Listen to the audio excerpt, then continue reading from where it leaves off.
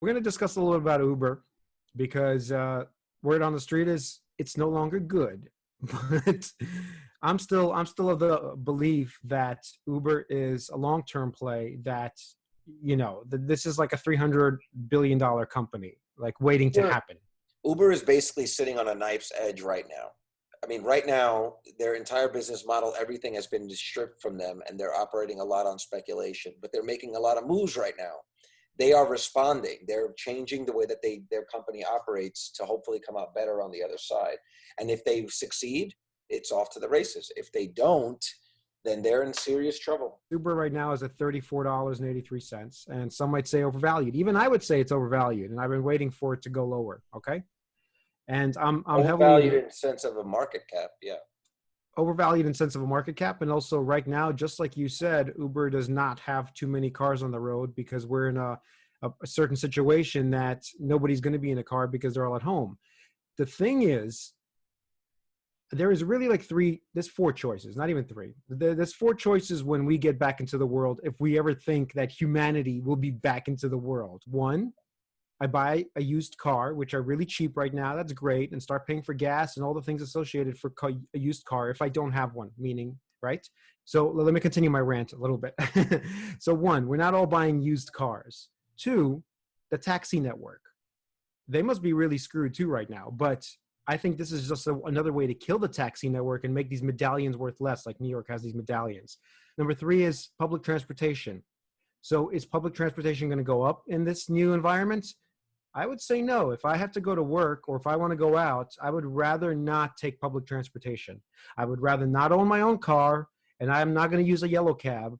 So what's left? Uber and Lyft, and their ride sharing over maybe not the next 6 months, but the next year might actually explode. This is a really strong counter argument to that. I hear what you're saying, but number one, Twitter just said all their employees can work from home. Facebook is saying that they're going to start to allow their work from home. What we could start to see is a dilution of these companies. These big corporations could actually just be work from home. There could just be, in general, less travel, less traffic needed because people don't need to go very many places. Okay, once again, when you use an Uber or when I use an Uber, most of the time I am not going to work in an Uber. I don't know where this insane thing comes from. When I use an Uber mostly is when I'm going somewhere out, going out with friends, going to the next bar, doing all these things. It's much easier to get around. That's how you use it. And then another thing you're saying, oh, in the big cities, public transportation. Not very many cities have a robust public transportation network, and most of them are buses. Would you personally feel more comfortable sitting in a one-person Uber or taking a bus that has hundreds of thousands of people passing through it? I look at it like they're both the same thing. You're in contact with a bunch of surfaces that other people, including the driver. No, but hold on. You got to pick one. Which one would you rather use? What I'm saying is, like mentally, your brain tells you that you're safer in an Uber, but biologically speaking, you're not. Look, scientifically, let's say you're right. Doesn't matter. People don't work scientifically. What I'm saying is, in general, there will be less of a demand. There's less people moving around now. That's not going to go back to those levels. I don't think that Uber and Lyft are going to. Wait, so you're saying a year from now, there's just less people moving around? Nobody's going on vacation. Nobody's going to Vegas. What I'm saying is when we get back to that level, when we get back to whatever normal is after this, it's still going to be well below what the 2019, 2018 levels are. Because there's also the places that people normally take those Ubers to are gone. We're not talking about investing in Uber for 5 years. We're talking about right now, within the next year or two. Their entire business model was on ride sharing. There is no one ride sharing now. And once this is over, there's nowhere to go. And there's a lot less people that want to go to those places. The reason why I'm invested in Uber is not because they're going to get their ride sharing business back. I think they're going to redefine how people move. What I think they're trying to do is solve the general transportation problem. And it's not so much about ride sharing. I actually think they'll start to make more money. I actually think this is a good segue into the Grubhub play. Those are the kinds of moves that I think are going to make them money. It's not ride sharing. They don't make enough off that. And I feel like eventually they're going to even unionize those drivers, and they're not going to have as much control over that part of the business model for them is a pain in their ass.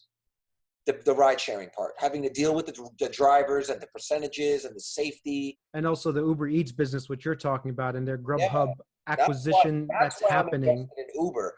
That's why I'm invested in Uber, and I think they're a stronger company than Lyft. So what's going to happen slowly over the next year, year and a half, 2 years? I don't know. I actually think this could last like 2 years easily.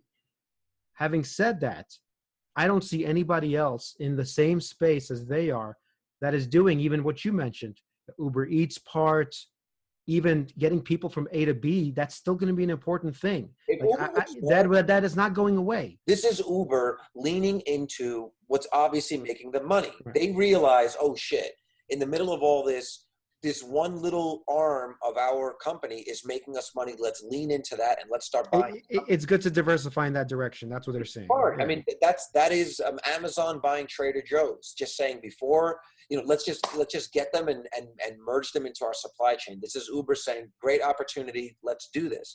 This is really smart. This is what Lyft should have done a long time ago, and they didn't. I think those are good bets long term, and they're sort of slowing all that down. They've stopped it. That was They totally stopped it. Yeah, they said we are pausing all of that. But look, if you're an employee of that company, that is what you want to hear. You want to hear that they're focusing on the immediate day-to-day things. That's the foundation of the Not to go bankrupt. Yeah. They're like, we need to build a solid foundation that's going to make us money in any environment. That's really smart, and this is what they should have been doing, say, earlier, instead of looking, into the future. But they couldn't have seen this coming. This is a chance to learn shit. If all you do is put all your money in one stock and watch the market go for the next 6 months, you haven't learned anything. That's why I'm experimenting with long calls and put options. I'm experimenting with buying a stock and putting a put option on it immediately so I can make money if it drops. I'm like playing with this. This is how you get to be an investor. No, you do have to experiment with small amounts when you're learning. That's absolutely true. Okay, but to wrap up Uber, you believe if you need the money, you sell it right now. I believe obviously the same thing if you need it, but if you don't, you should just dollar cost average your way in as it drops. Bottom line.